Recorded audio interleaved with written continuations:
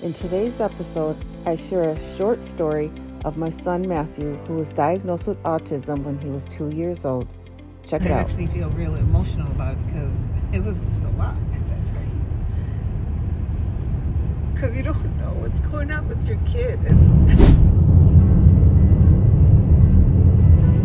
So we're driving to a restaurant in a couple of cities away from us. How long does it take? About 30 minutes? Yeah. 30 minutes. It's an Italian, right? Yes. It's an Italian restaurant called Cugino's. And let me tell you, they got some good lasagna because it's like homemade, right? Yeah, absolutely. I think it's homemade. Isn't every Italian restaurant homemade lasagna? No, not Olive Garden. Somebody's making it. Made from scratch. That's what I think it is from Cugino's. Made from scratch. Yeah, like that. Made from scratch. Like that. Made from scratch. So anyway, as you all know, we have two sons still living at home. Our 22-year-old and our 20-year-old. Our 20-year-old, his name is Matthew. And he is the one that was given the label autistic when he was about 2 years old. And a little story about him. He's got so many testimonies to tell when it's his time to tell the world. So anyway, when he was little, it was like back to back to back, so many doctor's appointments, right honey? I mean, CAT scans, PET scans, x-rays, ultrasounds, reading the brain waves, all kinds of everything. And blood work, my poor baby had to get poked. I mean, sleep studies, all kinds of stuff. They were trying to find out more about whatever they were trying to label him with, for sure autism, but they were trying to say he had all this genetic defect and something about his, I don't know. Anyway, so the experts told us, his doctors and therapists and people who were trying to specialize in autism at that time, because there wasn't a lot of help, it wasn't a lot of research or anything like that. But they said, well, he will never be able to talk, he will never be able to properly communicate, he will not comprehend anything, he will never have eye contact, will never hold a regular conversation with you, and if he did have any kind of conversation, it wasn't something he would comprehend. It would just be small words or one word sentences, things like that. And so he went through the special education system in school until about ninth grade? It was about ninth grade, until about ninth grade, because he was labeled as autism, or he was labeled as autistic. He had a what do you call it? Paperwork. IEP. He had an IEP on his record stating that he was, in the special education programs, and that he had something going on with him. And learning disability. Yeah, learning disability. Yes, yes. Sorry, I was trying to figure it out in my brain, my menopause brain. I had to explain it like more than what it needed to be. Anyway,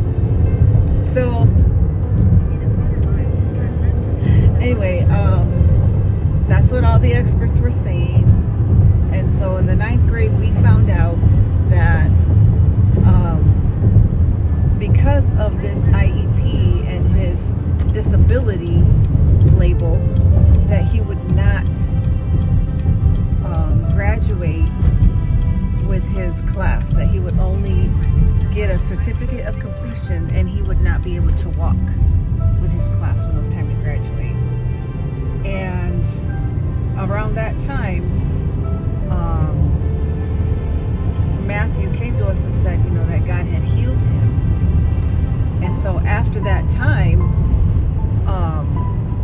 excelled in his schooling. And yes, he had trouble like with math, and we got him math tutoring, but he excelled, and he got out of the IEP system, like he got out of that special education system, and he went into regular schooling. And even when like he was in his senior year, he finished some of his classes early, like a couple months early, and so he was getting out of school earlier than normal. And so for the experts to say that these things weren't possible, you know, God made it possible.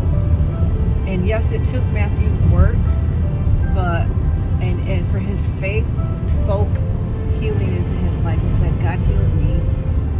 And so now when he graduated, he went on and he's continuing in college.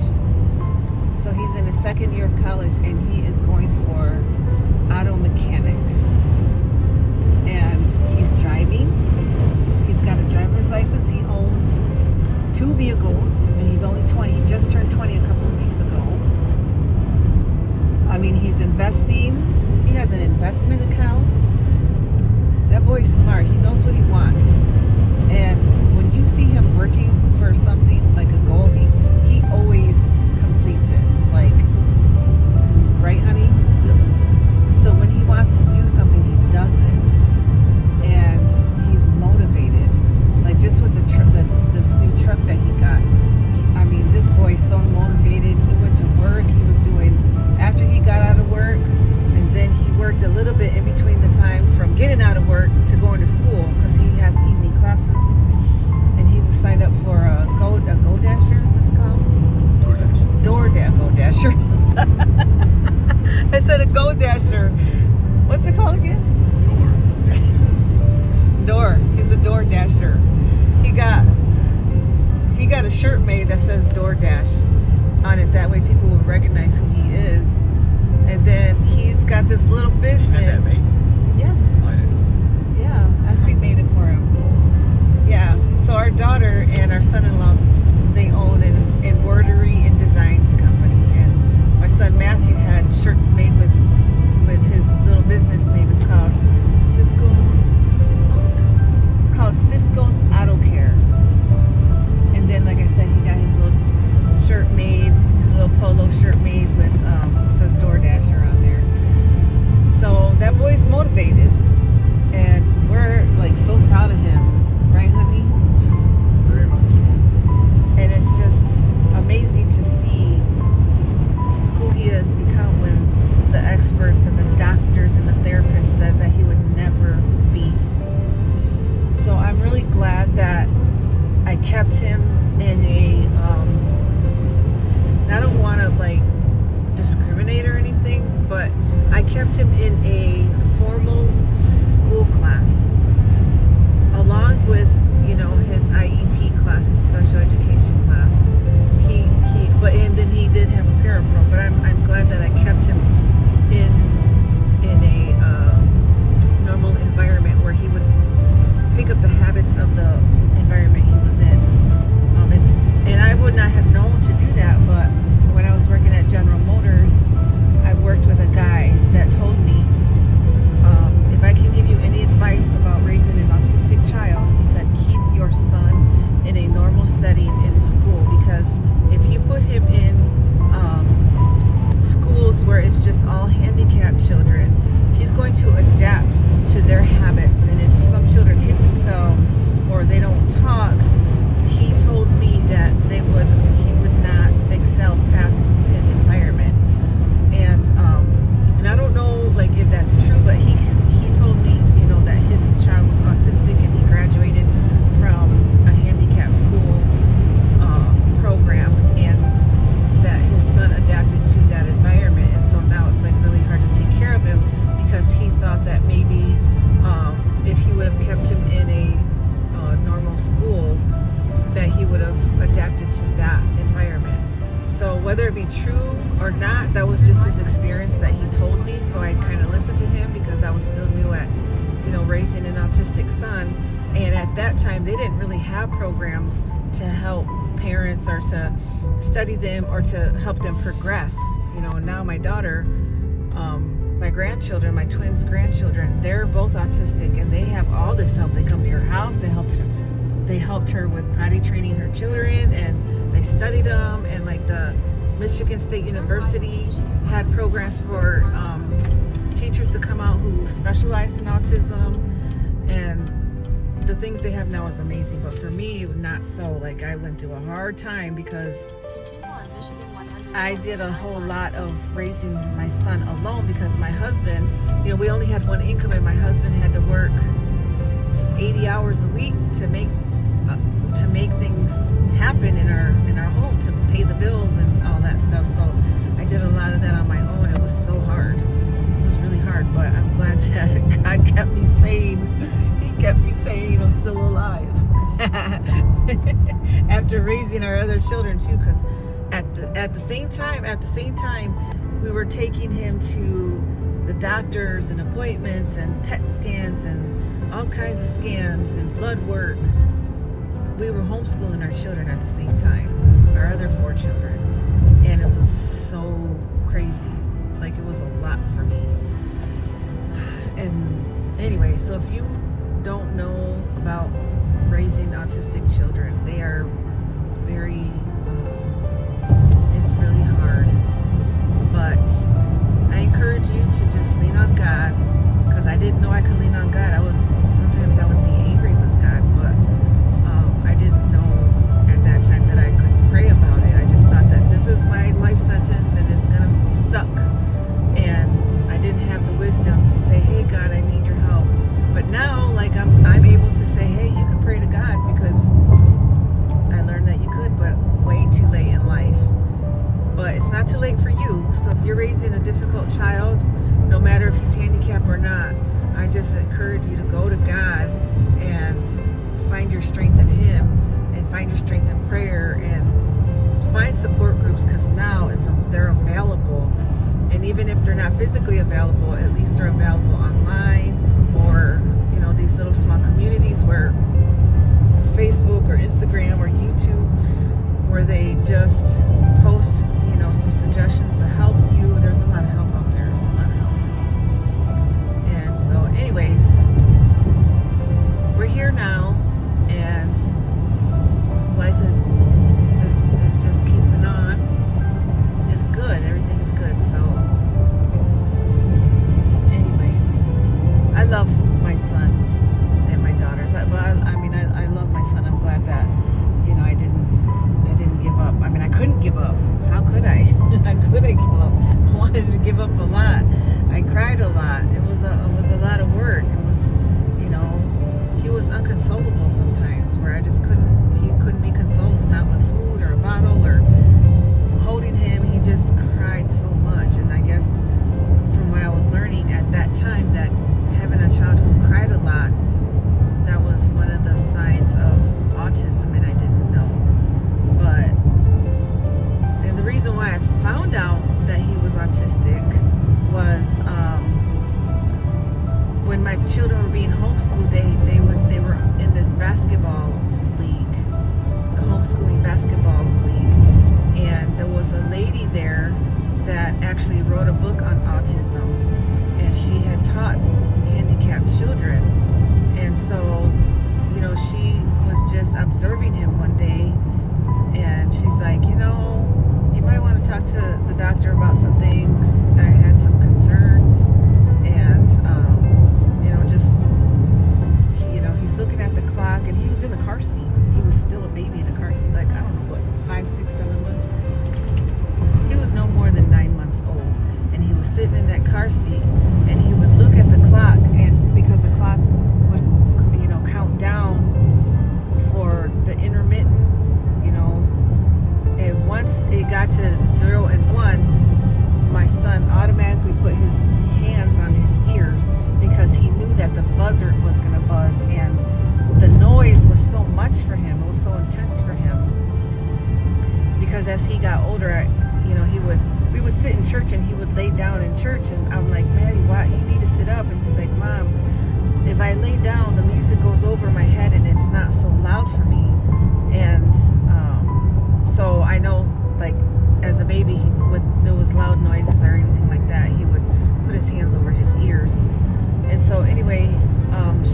exactly tell me that it was autism because she didn't want to encourage me or put things in my mind. So I was like, well, let me, figure out what's going on. But before I could even, do anything or make appointments, I had another teacher in church that was in the nursery.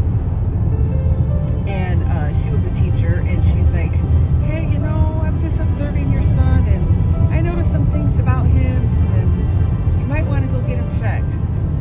So almost like the same thing that the other lady told me. So I finally went and took him to his pediatrician, and I'm like, well, I'm observing him, and these people are saying these things, and I'm noticing he's doing these things, like putting trains one in front of another, or he would obsess about something, things like that. And he's not talking, he's not potty trained yet, blah blah blah. And the doctor's like, yes, I noticed some things too. When you bring him here for his visits, I observe and see some things, but I didn't want to say anything to you and encourage what I was thinking until you mentioned it to me. So now that you've mentioned it to me, we can start figuring out who, what, when, where, why. And that's when all the appointments started, and all the therapy started, and all people come to the house and observing him and asking questions. And it was just a lot. Right, honey? It was a lot. Like, it was so much now that, like, I'm so heavy with my thoughts. Like, I actually feel real emotional about it, because it was just a lot at that time. Because you don't know what's going on with your kid. And when they're a baby and they're inconsolable, it's really hard. It's stressful. But I kept moving on. And we had some friends of ours, Bob and Susan Menzel. They were youth pastors, and they kept telling me, don't speak that over his life. Like, don't speak that for him. And I didn't understand, at that time, like, what does that really mean? Because at that time, yes, I was in church, but I didn't understand the Bible all the way because I was still learning. But they just kept telling me, don't speak autism over his life. You remember that, honey? When they kept telling me, don't speak it over his life. And so I didn't, speak all the things over his life. I didn't want to do that. And I'm glad that I didn't, because he's,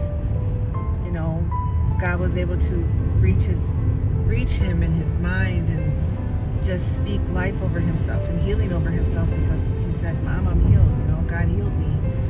And so I just believe that because of that, he is the young man he is today. Like, he's just so amazing.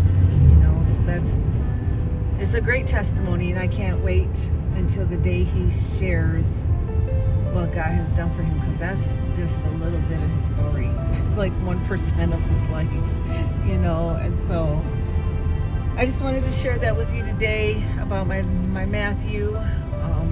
Don't give up. You're stressed out. Seek God, seek counseling, seek help, a support group.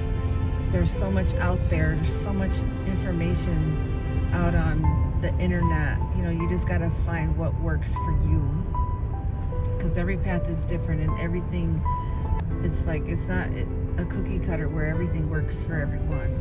So you just got to find what works for you. But anyways, just stay encouraged. I'm alive and well. We're alive and well. We're sane. We learned so much from it, from our experience raising our kids at 13 and 15 years old. We were teenagers, baby teenagers. We were little baby teenagers doing adult stuff and having children. Right, babe? Anyway, I don't want to beat you guys on the head, but stay encouraged, stay in prayer, read your word, fast and pray, seek God, because he is the only one who's going to help you. And I tell you what, there was not a lot of help out there at that time for me, but God helped me every day, and I didn't even know, because I'm still sane. Anyways, okay, well, I'm going to enjoy my night with my husband, and you guys enjoy your night 22.